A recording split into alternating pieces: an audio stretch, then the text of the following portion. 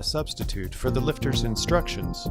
Each operator should read and understand the entire instruction manual before using any vacuum lifter.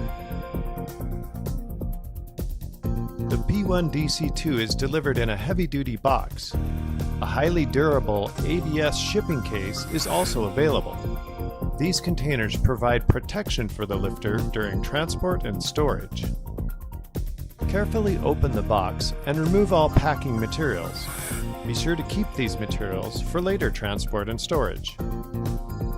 Pull the tilt release lever to unlock the tilt latch and raise the lift bar to the upright position. The lifter's hang angle can be adjusted by shifting the lift spool. To do this, remove the top bolt and switch the spool to the alternate position. Reinstall the bolt and tighten securely. Attach your hoisting equipment to the lift spool and gently raise the lifter from the box.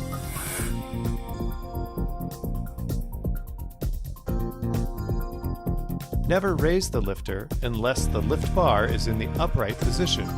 Otherwise, you could damage the lifter. Remove the pad covers and save them for when the lifter is stored.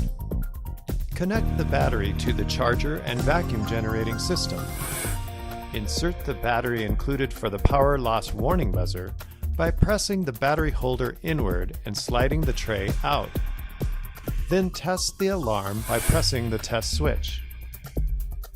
Before you put the lifter into service, perform the required inspections and tests as directed in the instruction manual.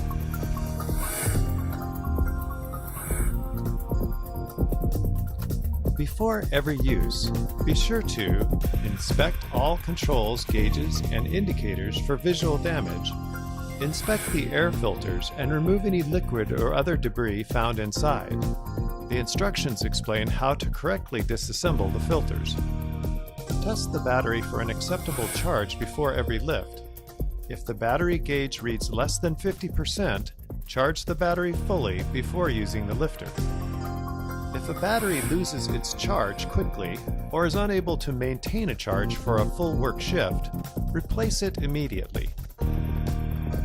Make sure the sealing edges of all the vacuum pads are in good condition and free of debris.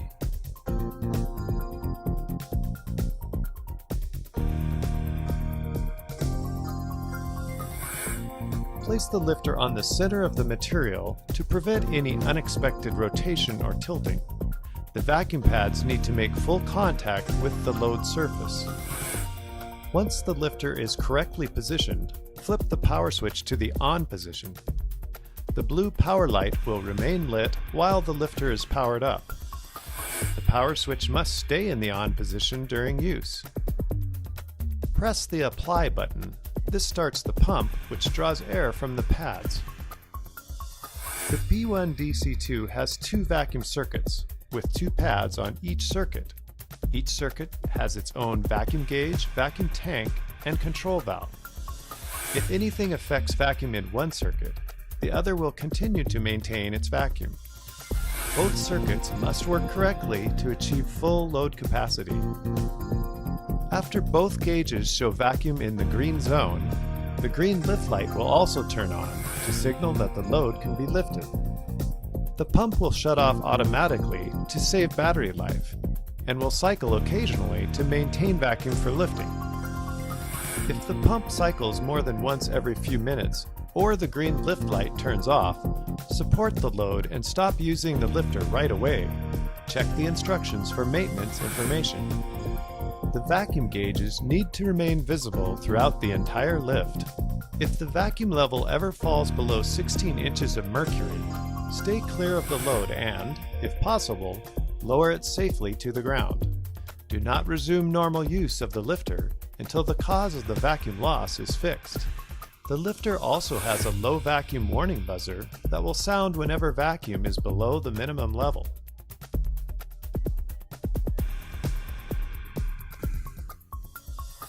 Make sure there is enough clearance for the load to tilt without hitting the operator or nearby objects, and keep a firm grip on one control handle. When tilting a load, do not use the rotation lever at the same time.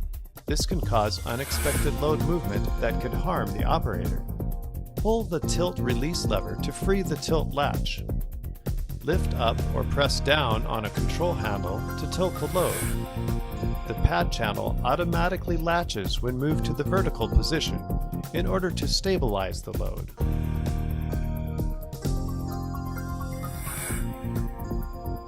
Make sure there is enough clearance for the load to rotate without hitting the operator or nearby objects, and keep a firm grip on one control handle.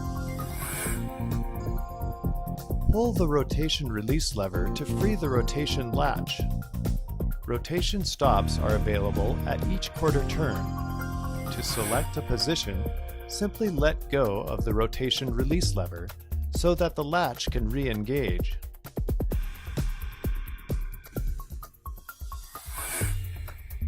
Make sure the load is fully supported and secure before releasing the lifter. To detach the lifter from the load, press the enable and release buttons at the same time. This will cause airflow to reverse and break the vacuum seal. The P1DC2 is designed to prevent an accidental release by requiring both buttons to be pressed at the same time. While continuing to hold the enable and release buttons, carefully raise the lifter until the pads are clear of the load. When you let go of the buttons, the lifter will automatically return to standby mode to extend battery life.